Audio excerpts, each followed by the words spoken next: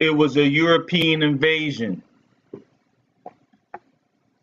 To the left, we had Khabib Nurmagomedov. I can't pronounce it. I'm not going to try.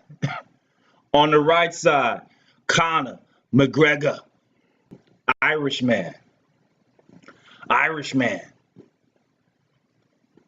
Fight was great last night, but as my predictions in the past have solemnly shown, there was an issue.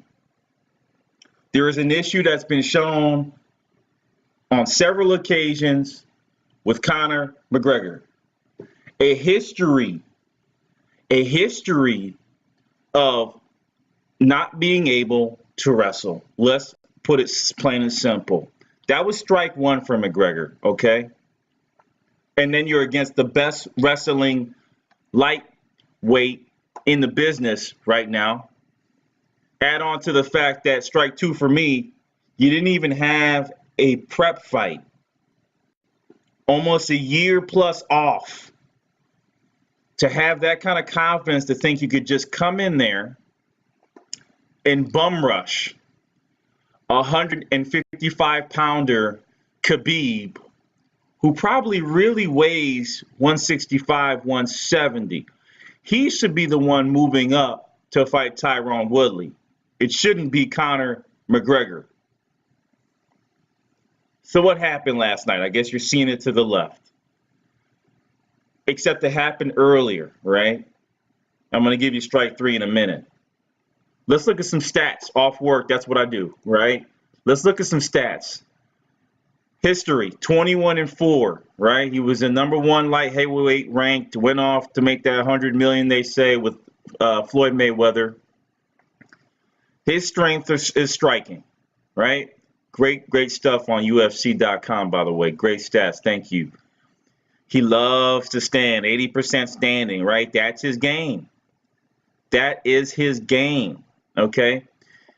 His pitfall is grappling, right? His grappling, 63% successful rate, which is good. But however, these happened much earlier in the man's career. All right. And we're going to get into his career and show how his faults have manifested themselves through each one of his fight losses. It's the same old thing, right? It's the same old McGregor story here. Okay. Striking, I'm surprised this is only 48%, but that's what he does a lot of. As you can see, he's attempted 473 versus the 5 takedowns. I guess if you're 5 out of 8, right? 5 out of 8, of course, you're at 63%. So that number is a misnomer to me. 5 takedowns out of almost 25 fights. I don't count them. Look at the striking. 993 attempts, 473 were successful. This is his game. Standing, right? 80% standing. The numbers start to come together. Makes sense.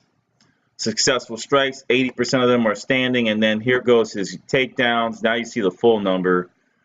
0 submissions in his career, right? Who is he usually successful against? And by the way, there's a couple other things, right? He's good against fighters that want to strike with him. Eddie Alvarez, mistake.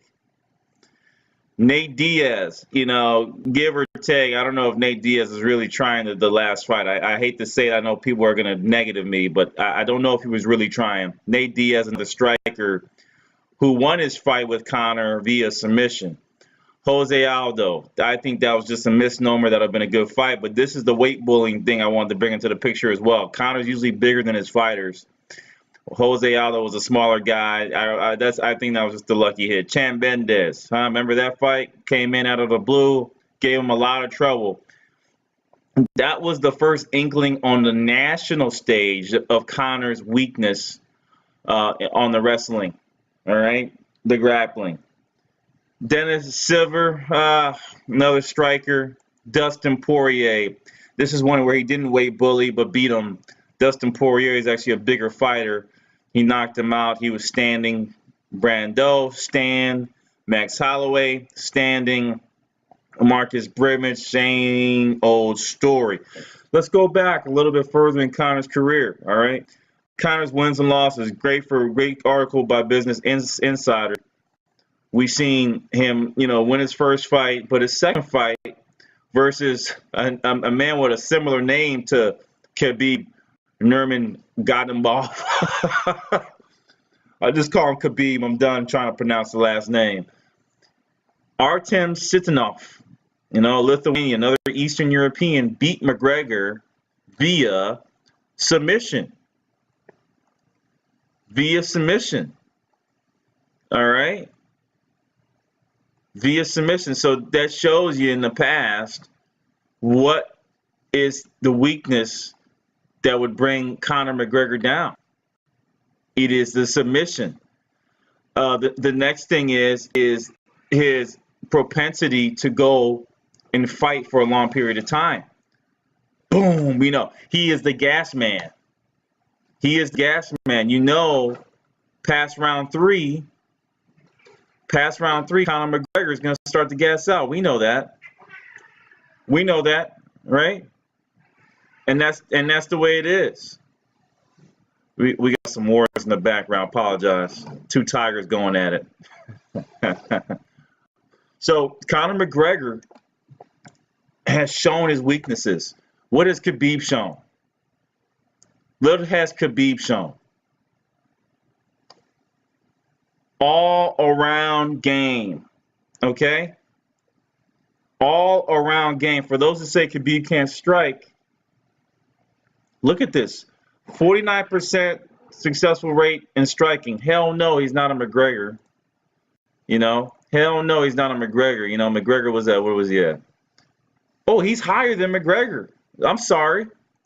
And it's because of those, once he gets you inside, he starts to grapple you. He throws more, 12-4.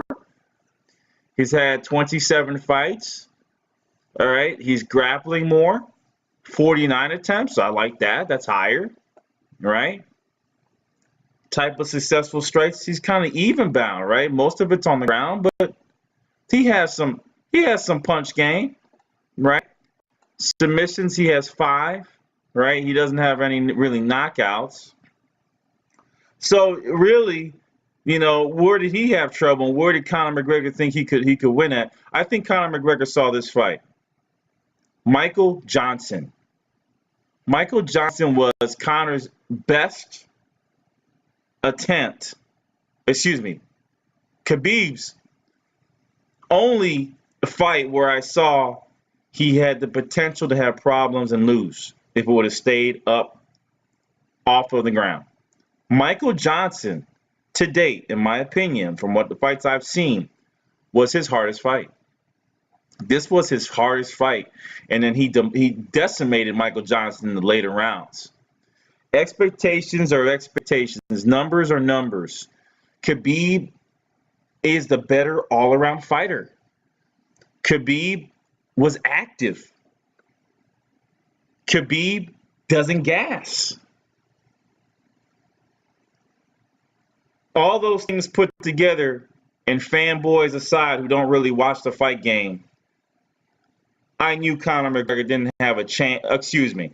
Conor McGregor only had a punching chance in this fight. The fight went out as it was supposed to. Khabib comes out on top. And Khabib is, of course, of Eastern European descent. They don't play around as much as with words like Conor does from a marketing perspective. You've seen it with several fighters, Klitschko, Lomachenko, Usyk, all the great European fighters, Eastern European fighters. They really talk a lot. Fedor, they don't talk. It's not their game. So to have a guy like Conor, big mouth and all, cocky, Ric Flair of UFC. Ric Flair's a wrestler. Look him up. They're not used to it. Great fight by Khabib. Expected is the expected. Conor could not get off the ground. All right? He could not get off the ground. He didn't have a prep fight. He doesn't have the stamina. In this fight, he should have learned from his buddy Mayweather versus Pacquiao. He should have been running the whole fight, in my opinion. running, running. Okay, trying to look for Khabib, outsmart him. I know the fans would have been booing, but outsmart to the fact where Khabib makes a mistake and lunges in. He couldn't run. He couldn't run. So great fight from both. I think Khabib will be the champion for a pretty long time. There's really no competition there for him. Tony Ferguson, pretty good fight tonight. I think Tony Ferguson may be a better striker than Conor McGregor. And I would say Anthony Pettis is an interesting bout from Khabib as well. I liked what I saw from him. So peace out from Offwork. Just wanted to touch base on the stat line last night for Khabib versus Conor. I didn't give the exact stats for that particular fight because you don't have to. It's on the left. Khabib broke his man down, and in probably the second, third round, even started to play Conor's game, saying, hey, you don't want to strike, you're weak. Strike with me. I don't care. But I got you already. I tired you out. His punches didn't have enough velocity because of the work that Khabib put in on the ground from the early rounds, so he knew there was no threat.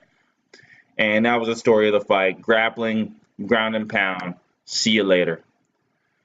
Well, off to the next one. Offwork Sports, I'm out. Peace.